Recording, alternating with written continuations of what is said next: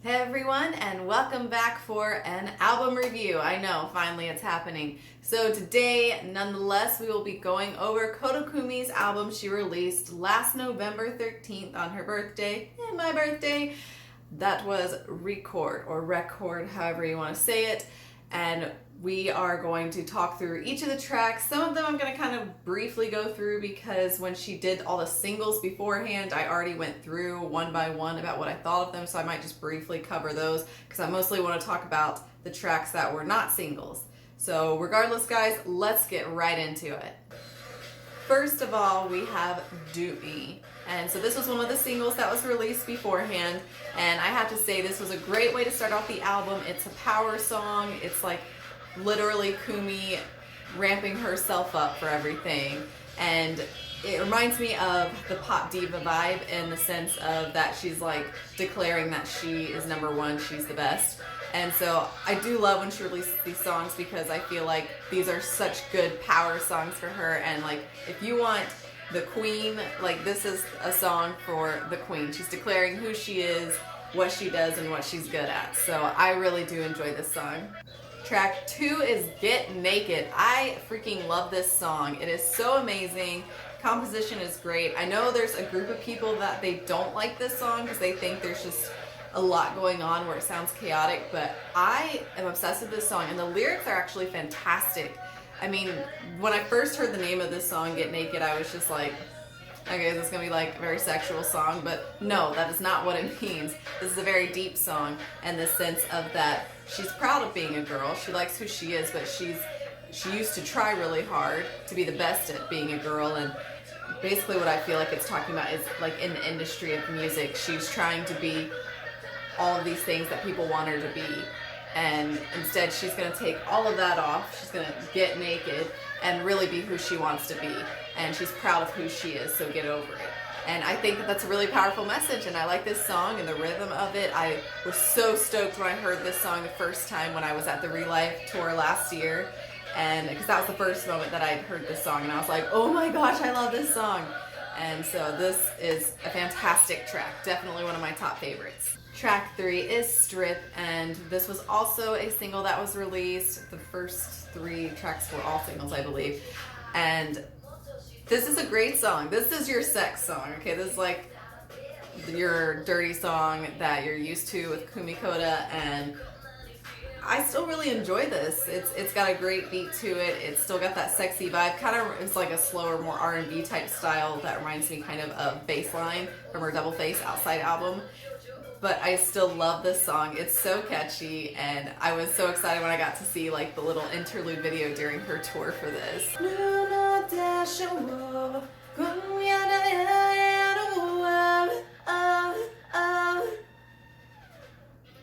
Tonight I'm gonna strip, strip, strip, strip, strip. I mean, she's just being blunt about it, so I mean, you kind of gotta love Koda Kumi for that. Track 4 is K, and I first heard this song during the Relive tour as well, and to be honest, I did not like this song very much at first. I was just kind of like, I don't know how I feel about this. But the second night when I went to the Japanesque live, I started to enjoy it more, and then once I like got the album, oh my gosh, I just kept listening to it, and like I'm kind of obsessed with this song now. Like it's catchy, it's an interesting beat that reminds me parts of it like of a video game, and it's just different, but it's still Koda Kumi, and I love it. It's very different, and the lyrics I think are different in the sense of how she's comparing herself about almost like she's a people pleaser, and she wants to make people happy, and she wants to be a candy shop for everyone that they'll like or want to partake. But at the same time, she's declaring how she's very unique, she's very different, and if you want something different, then she's what you're looking for. And so it kind of pulls you in some different directions, and so I just thought it was like a cute but upbeat way of saying that, and so I really enjoy this song. It's just so cute.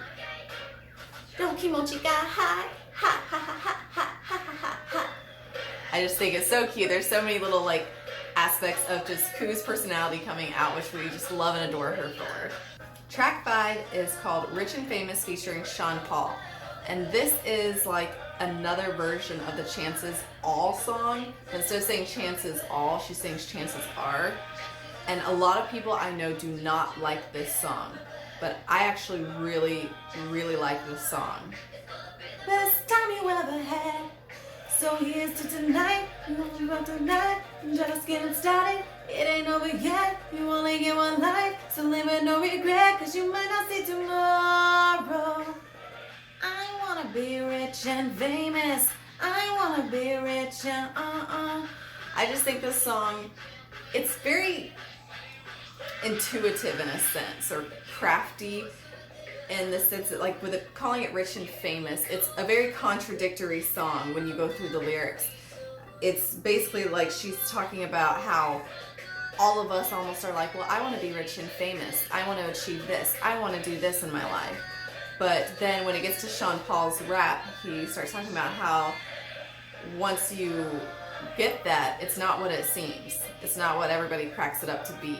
And regardless, the message of this song, as they say in the English chorus, you only get one life. So live with no regrets, and chances are you might not see tomorrow, which is true. We never know what's going to happen the next day. Like, life is very short.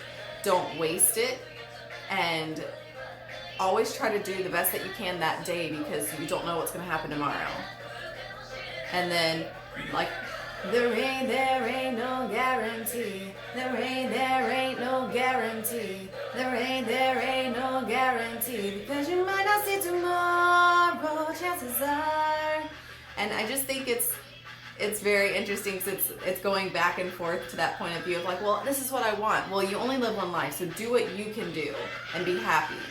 And I don't know, I really like this song. I think that I actually like this more than Chances All from the DNA album, and I just really appreciate it. I know people hate Sean Paul and his parts, but I don't mind them at all. If you've watched my Bon Voyage album review, you know that I love the song Loaded, and that also had him in it, so I personally enjoy the song quite a bit. Track 6 is our only ballad on this album, which is Again, and this is a really beautiful song from her, and I was very pleased with it when I first listened to it, because it's really nostalgic. It's got that same kind of instrumentation that reminds me of a lot of her older work. And of course we have the music video, which is super nostalgic with like the U and the I nota, and it was absolutely stunning and gorgeous. But the lyrics of this, I think, are really good and something that are very relatable.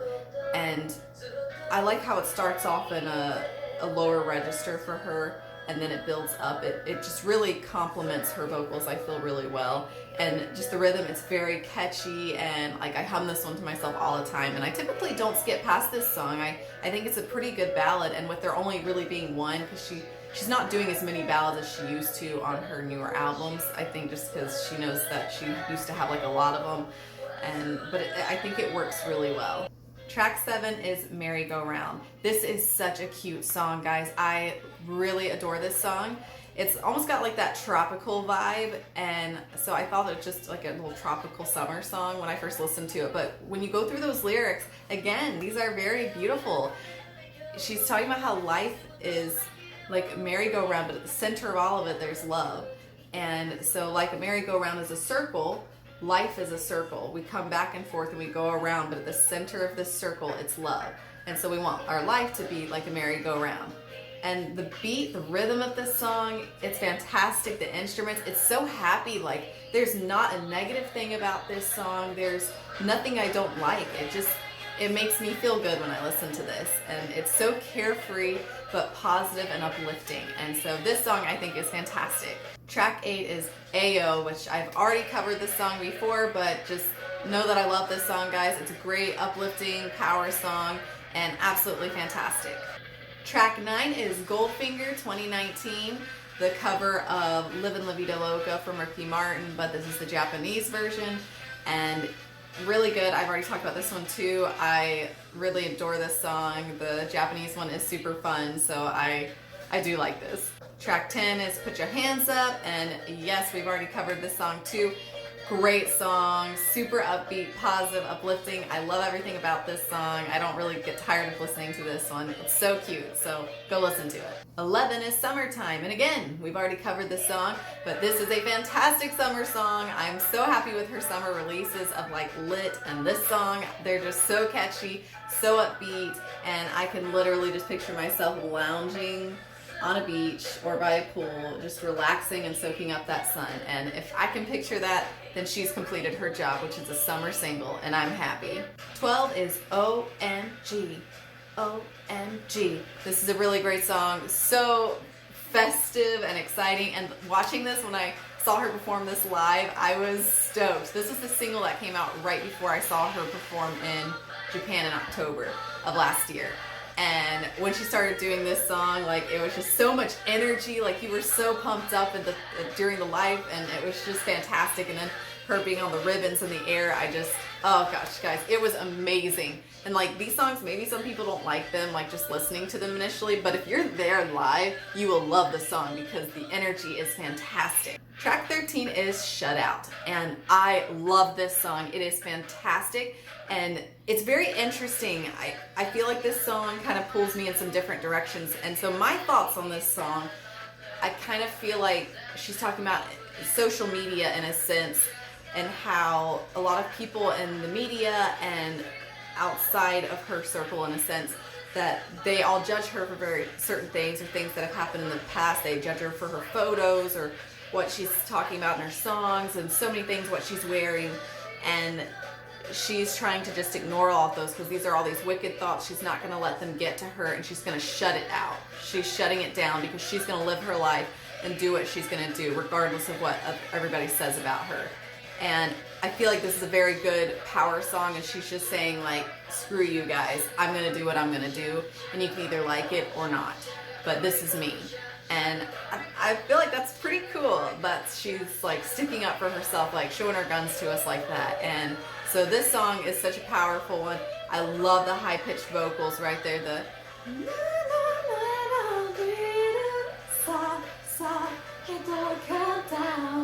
I just love that. The vocals are fantastic and flawless in this song. So I hope we get to hear her perform this one live during like her 20th anniversary tour this year. So I really like this one. So please go listen to this one if you haven't. Our final track is Livin, Vida, Loca, the English version. And it is such a good song. I love this. Don't have much to say about it, but it is just a fun one. She's into superstitions, black cats and voodoo dolls. I feel the premonition, that girl's gonna make me fall. I love the the deeper tone for this song. So fantastic, super fun. Just go sing and dance with it, guys. So those are my thoughts on the tracks from the Koda Kumi record album, however you want to say it. And I thought overall that it was a really great release. Now, I do wish that she hadn't released as many of the singles as she did, because we really only got like 4 new songs other than the singles themselves. And it was just, so it wasn't as like big of a surprise because you already knew what most of the album had on it, but it was still great songs. And I felt like it really mixed well, like her past persona along with her current persona, and just some other things that she's trying. Like it was a very Koda Kumi album for me that kind of brought me back.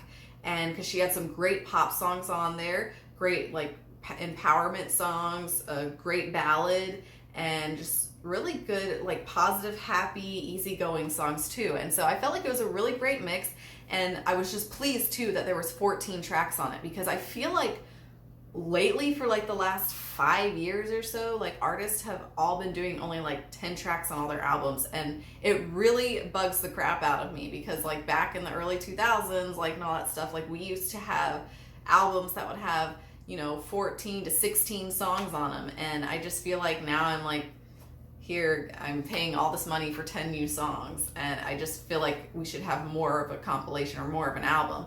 And like, I mean, Hamasaki Ayumi, she did that a lot, like with her A1 album was like 10 tracks, I believe, and then her Colors album, Made in Japan, and then of course you've got Trouble, which was 5 tracks, and it's released as an album when it should be like an EP or something. And so it was just, or just a mini album like 5, you know. It's strange and it bothers me. So I was very happy that she gave us 14 tracks, and the photos, I thought they were really pretty. I set this here so you guys could see it. So of course this was the fan club edition that I did an unboxing for that you guys probably have already watched.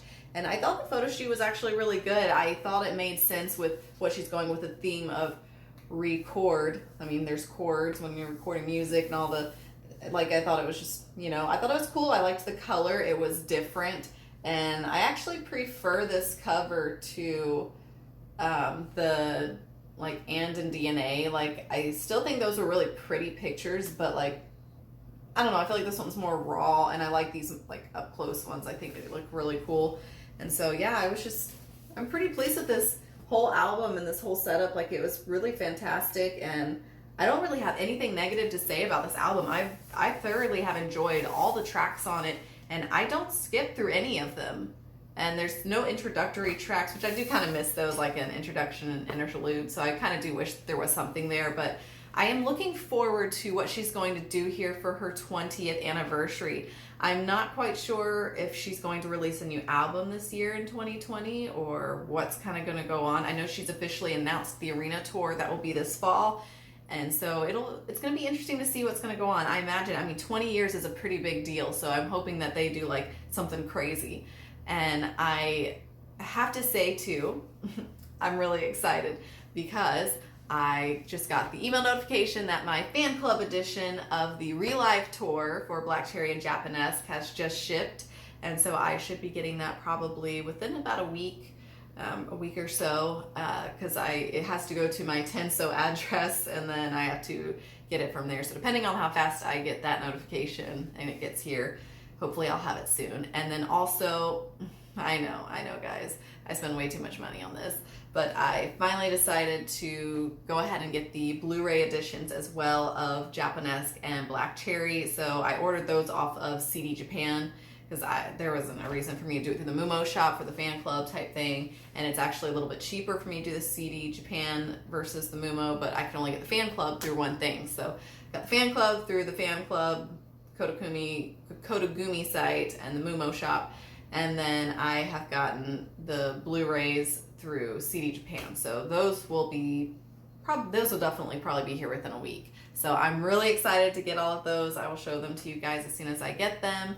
And yeah, those are pretty much all my updates for now. So I hope you enjoyed this album review. I do have some other ones in the works. I'm so sorry guys that it is taking me so long. There's just been so many other changes going on in life, and being out of town, and some changes with work. I might be changing jobs here pretty soon, so might get some more holdups here coming up. So hopefully not too many. So thank you guys for your constant support and watching my videos. It is so fun to be a part of the J-pop community, and I love hearing your guys' feedback and your comments about what your thoughts are on the albums. It's fun to be able to talk to people about that stuff. So thank you guys so much for being here and for watching and sharing what you think with me. So I will see you guys again soon. So hope you guys have a great day, and I will see you later.